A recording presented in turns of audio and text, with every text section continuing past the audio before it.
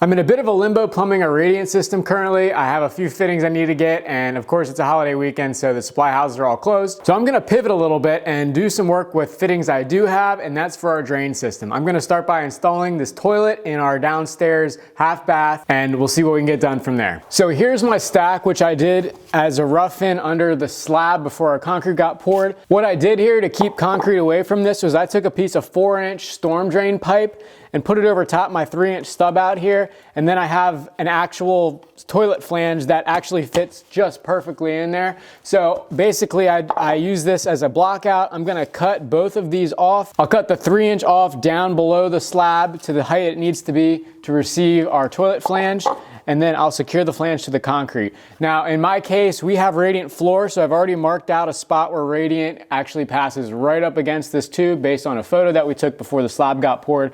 And I'm gonna be using one of these toilet flanges with a stainless steel ring on here, and they require fasteners into the concrete, but I'm going to make sure I will not be fastening anywhere near this tube. So let's get started.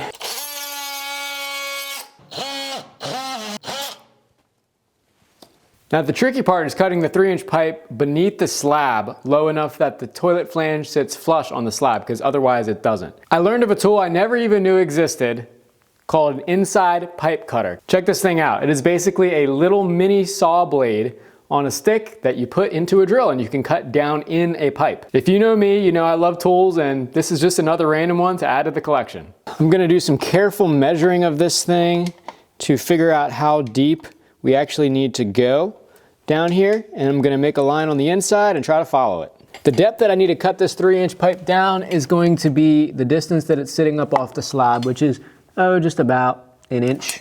So I'm probably gonna take about 1 inch and an 1/8, 1.25 off, and then that will give me plenty of room to sit this thing all the way down. Do not drop the pencil, Alex, because it will end up in the septic tank. Here's my line. I also need to be really careful my drill truck doesn't come loose and this thing just falls down in the hole. You know what, I'm gonna put a rag down in there. That would be a smart idea. I think I should be able to fish this out if it falls down in.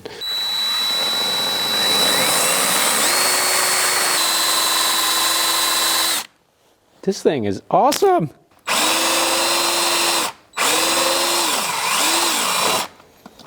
Look at that.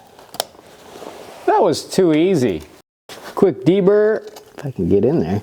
Okay, minor problem. I've realized that this metal ringed toilet flange has a gap between this plastic collar and where the metal actually is, maybe 1/8 of an inch, not a terribly big deal, but it prevents this thing from actually sitting flush on the concrete. So I stuck my original plastic one in here, which does not have that, and I can get it flush on this side. However, the concrete itself has a hump in it on this side. It's got about a 1/4 inch gap on the other side. I didn't really want to use this plastic flange because if it ever breaks, if this thing ever breaks, there's really going to be no easy way to fix that. Whereas the metal, I feel, has less of a chance of doing that. This is fairly heavy gauge metal, and if that T-bolt ever tries to pull out, I guess I would at least have a shot at fixing the metal. I used the grinder around the perimeter of the hole to help flatten it and accommodate for the small bump out on the bottom of the flange. Well, just when you think you're making progress, life gives you a big old slap in the face. I settled on using the metal flange, and of course I go to glue it, and my glue is like jelly. It's right on the edge.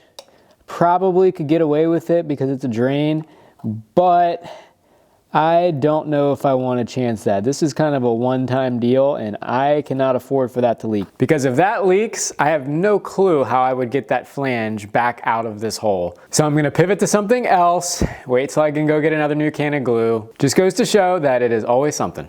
One new can of glue later, and this thing is in. Now I just need to secure the ring here. This ring is nice, it's adjustable, and I made some marks on the floor equidistant from the wall to tell me where the toilet bolts will stick up, so I'm just leaving it kind of lined up there with a little bit of adjustment. And here I can use 5 out of the 6 holes. This last one here is right where my radiant tube is running underneath the slab, so I'm not gonna even risk drilling in there. But I'm just using some little 3/16 inch tap cons, and I'm gonna be pre-drilling with an 1/8 inch bit. Sort of eyeball how far. Got a drill here, it's only about 1 inch or so. I'm using these composite horseshoe shims as well. These will not be susceptible to any moisture intrusion, and they will never compress. I thought I wasn't gonna shim this, but decided later otherwise. Wait to get that totally snug till I get the other ones in. Well, you're not going to believe this, but upon tightening both of these, screw heads broke off. What pieces of junk. This isn't going to be getting any fastening on this front edge anyway, so I'll probably just wedge some shims under here and call it a day. That one worked okay, and I guess I'm going to be careful on these last two. All right, I got a workaround. I'm drilling another hole next to the existing one that I broke the screw off in, and I'm just going to put the screw in, sticking up a little bit above the flange. I don't think it's going to hurt anything. Well, there she is, folks, all cleaned up. Shims are trimmed off. It's pretty solid, and I think it's going to do. It's ready for a toilet. Trying out a new pose here. Let me know how you like it.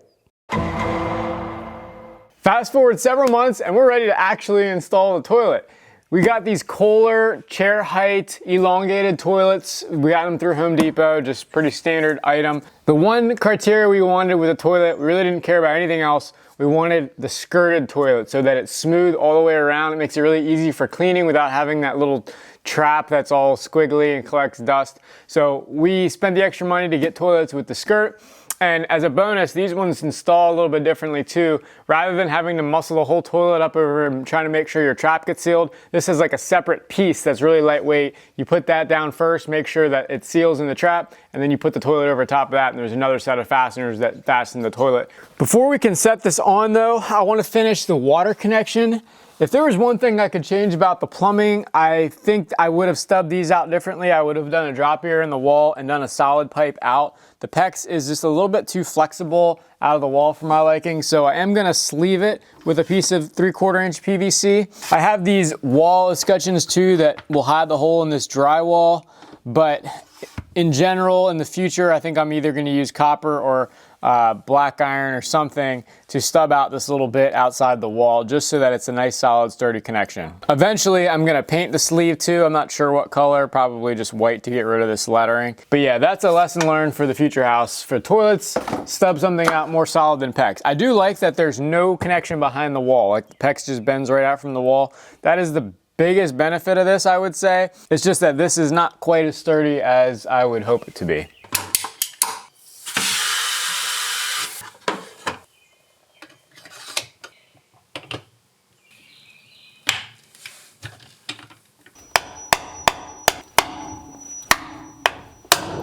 Oh, there she goes. Jeez, I need my safety glasses on for that. With the water line basically ready, the flange ready, we are finally ready to put this Kohler toilet in. And the first step of that is the seal. I decided to use these better than wax seals made by Fluid Master, I believe. We're gonna be taking this toilet off again while we do like sheetrock and stuff, but we wanted to get a toilet in here in the meantime. So rather than replacing a bunch of wax seals and cleaning up the mess every time, I thought it would try one of these guys out. And it's actually really easy because this specific toilet's got this weird mechanism of how this installs, which supposedly is going to make it easier, but we'll see. But the first thing that goes in is basically this. So you put the seal right on this guy, slip that down into the toilet flange in the concrete, and then bolt this in, and there's basically two brackets that'll come from this. The toilet will then go on top of this and then anchor to those brackets. So the toilet doesn't actually anchor to the flange, which is because it's a skirted toilet, so there's no like flat surface at the base of the toilet to put those bolts through. So this should be interesting. I'm gonna give it a shot. As always, I've got the directions right at hand, and these directions are interesting because they're like Lego directions. They don't really feature any words whatsoever, which is smart on Kohler's part because then they don't have to put it in like a million different languages. But hopefully this project goes as easy as a Lego kit. If this leaks, we'll know basically right away because that concrete will soak the water right up and we'll see water stains around the base of the toilet. Let's line it up so we get our bolts through. So yeah, this little horn just goes right down in there. Should be good. Toilet bolts. These are those funny looking brackets. Smells like sewer gas up here. Plug this hole. Once the toilet slides over this, there's fasteners that come through the side of the toilet into these holes here, and then there's plugs that go on the outside. So that's how the toilet does get fastened. But so far, this sure as heck beats trying to lift the toilet onto the two bolts. That's just not a fun job. This is definitely a funky looking part. They don't even give you nuts, just little plastic washers that snap on. Guess that's all you need is the pivot point. That's interesting. The Lego instructions say we are officially ready for the bowl. Oh, this is nice. They put this at the bottom of the, they put this underneath the bowl. Thank you.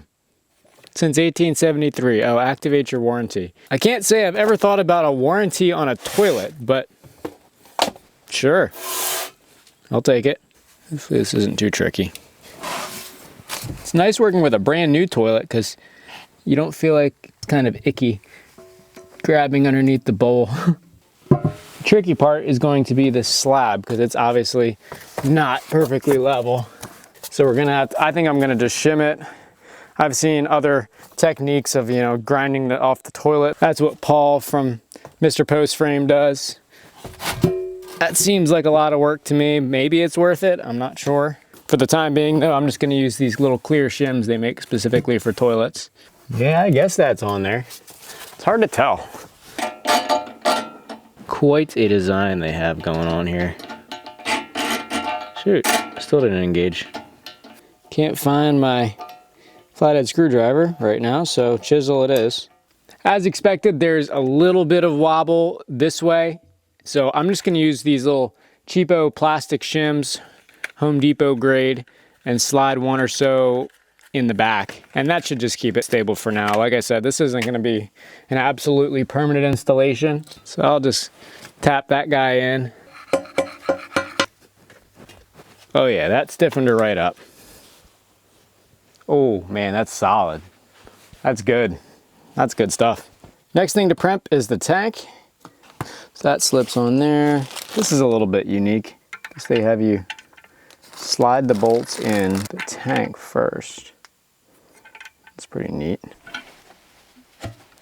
I'm realizing one benefit of the bolt design here where they just have the carriage bolts that slide in that bracket is that this bolt doesn't have to come from inside the tank and provide another leak path, because I have seen these leak before where these bolts come through.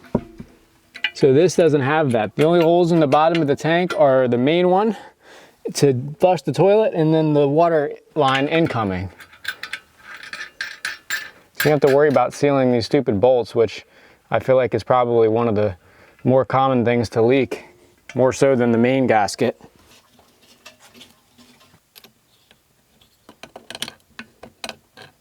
All right, we're ready for water. Let's give this a shot.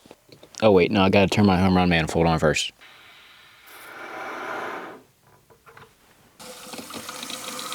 We have water. Nice. Tank's full, and it doesn't appear we have any leaks at the base of the tank or from the main fill hose. I think we might be ready for the inaugural flush. The first ever flush of Mason-Dixon Acres.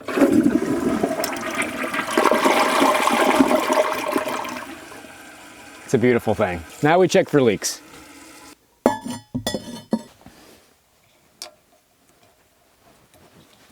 Came with a soft close seat, which is nice. Well, that seemed to be one of the most straightforward and easiest plumbing projects to date. I wish they all went like that. The next step is getting the utility sink right next to me installed. Same deal, I'm gonna do the same termination for the pipe and the PEX adapters. I won't bother walking through that, but if you'll excuse me for a moment, I'm going to take the inaugural dump of Mason-Dixon Acres.